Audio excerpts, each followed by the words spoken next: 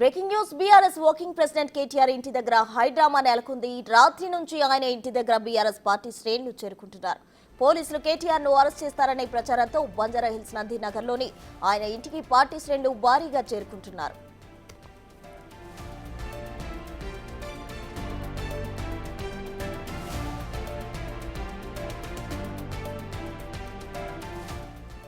వికారాబాద్ జిల్లా దుద్యాల మండలం లగచర్లలో జరిగిన ప్రభుత్వ అధికారులపై హత్యాయత్నం దాడుల ఘటనలో బీఆర్ఎస్ నాయకుడు మాజీ ఎమ్మెల్యే పట్నం నరేందర్ రెడ్డిని అరెస్ట్ చేశారు.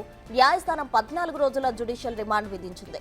నరేందర్ రెడ్డి రిమాండ్ రిపోర్టులో కేటీఆర్ పేరు ప్రస్తావన వచ్చింది. ఆయన ఆదేశాల మేరకే కుట్రకు ప్లాన్ చేసినట్లు పట్నం నరేందర్ రెడ్డి అంగీకరించారని రిమాండ్ రిపోర్టులో పోలీసులు తెలిపారు.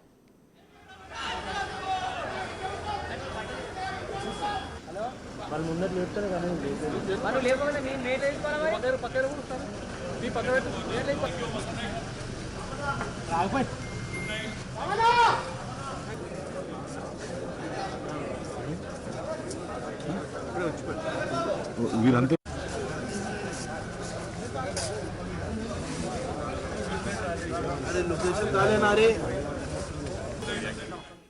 ఈ కేసులో పట్నం నరేందర్ రెడ్డి వాంగ్మూలం మేరకే కేటీఆర్ తో పాటు ఇతర కీలక నేతల అరెస్టుంటాయని ప్రచారం సాగుతోంది. దీంతో కేటీఆర్ ఇంటి దగ్గర బీఆర్ఎస్ శ్రేణులు భారీగా చేరుకుంటున్నారని తెలుస్తోంది.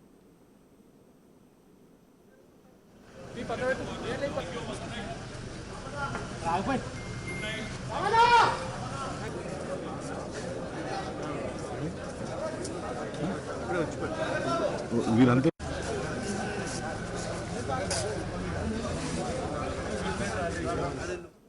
నరేందర్ రెడ్డి రిమాండ్ రిపోర్టులో కేటీఆర్ పేరు రావడంతో అరెస్ట్ చేస్తారనే ప్రచారంతో బీఆర్ఎస్ శ్రేణులు కేటీఆర్ ఇంటి దగ్గర భారీగా చేరుకుంటున్నారు. దీనికి సంబంధించి మరిన్ని వివరాలు ఇన్పుట్ పవన్ అందించేందుకు సిద్ధంగా ఉన్నారు. పవన్,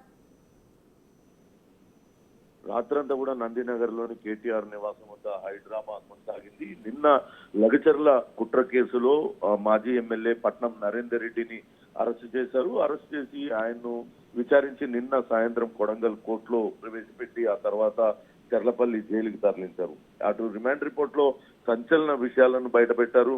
అటు 1వ తారీఖు నుంచి 9వ తారీఖు వరకు అటు పట్నం నరేందర్ రెడ్డి ప్రధాన నిందితుడు, అక్కడ గ్రామస్తుల్ని రెచ్చగొట్టిన సురేష్, స్వయంగా దాడిలో పాల్గొన్న సురేష్ 84 సార్లు వాళ్ళిద్దరు కూడా మాట్లాడుకున్నారు.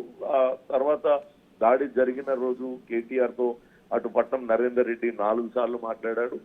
కేటీఆర్ ఆదేశాలతోనే అక్కడికి సర్వేకి వచ్చిన లేకుంటే అక్కడ గ్రామ సభకు వచ్చిన అధికారుల పైన భౌతిక దాడులకు అక్కడ ప్రజలు పాల్పడ్డారు. దానికంతా కూడా కేటీఆర్ ఆదేశాలు ఇచ్చారంటూ అటు రిమాండ్ రిపోర్ట్ లో పేర్కొన్న నేపథ్యంలో అటు కేటీఆర్ ఇంటి వద్ద భారీగా బీఆర్ఎస్ శ్రేణులు మోహరించారు. కేటీఆర్ ను ఏ క్షణమైనా అరెస్టు చేస్తారు అంటూ వదంతులు వ్యాపించడంతో బీఆర్ఎస్ శ్రేణులు భారీగా చేరుకున్నాయి.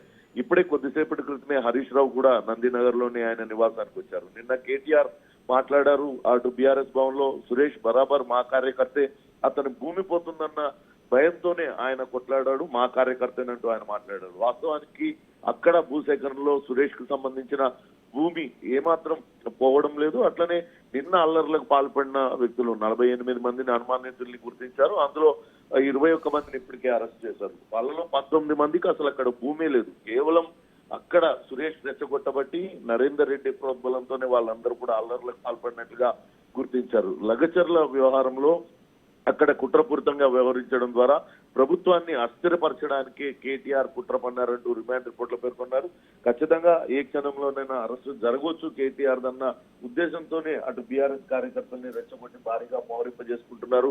ఒకవేళ పోలీసులు నోటీసులు ఇవ్వడానికి వచ్చినా లేకుంటే ఆయన అరెస్ట్ చేయడానికి వచ్చినా పోలీసుల పైన కూడా దాడి చేసేలా బీఆర్ఎస్ శ్రేణులను రెచ్చగొడుతున్నారంటూ కాంగ్రెస్ పార్టీ నేతలు ఆరోపిస్తున్న పరిస్థితి ఉంది. ప్రస్తుతానికి ఇంకా కూడా భారీగా బీఆర్ఎస్ శ్రేణులన్నీ కూడా అటు కేటీఆర్ నందినగర్ నివాసానికి చేరుకుంటున్నారు.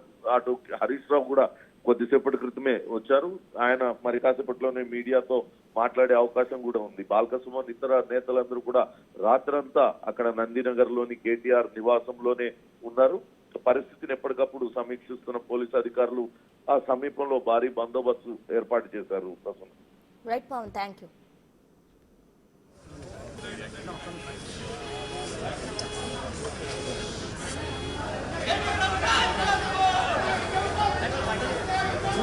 హలో వాళ్ళు ముందర లేపుతారు కానీ మనం లేకపోతే మేము లేట్ అయిపోవాలి పక్కన కూర్చుంటాం మీ పక్కన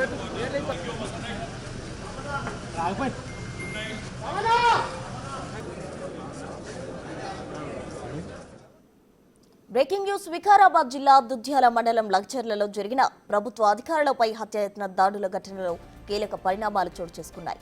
పట్నం నరేందర్ రెడ్డి రిమాండ్ రిపోర్టులో సంచలన విషయాలు బయటపడ్డాయి.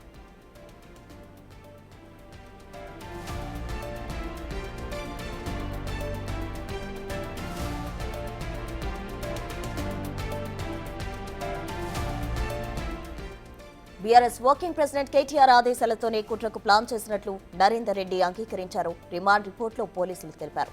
రాజకీయంగా పేరు పొందాలనే లక్ష్యంతోనే ఈ పనులు చేసినట్లు చెప్పారు పోలీసులు. కేటీఆర్ ఇంకొందరి ఆదేశాలతో 45 మందిని రెచ్చగొట్టినట్లు నరేందర్ రెడ్డి తన వాంగ్మూలంలో వివరించినట్లు పోలీసులు ఎఫ్ఐఆర్లో వివరించారు.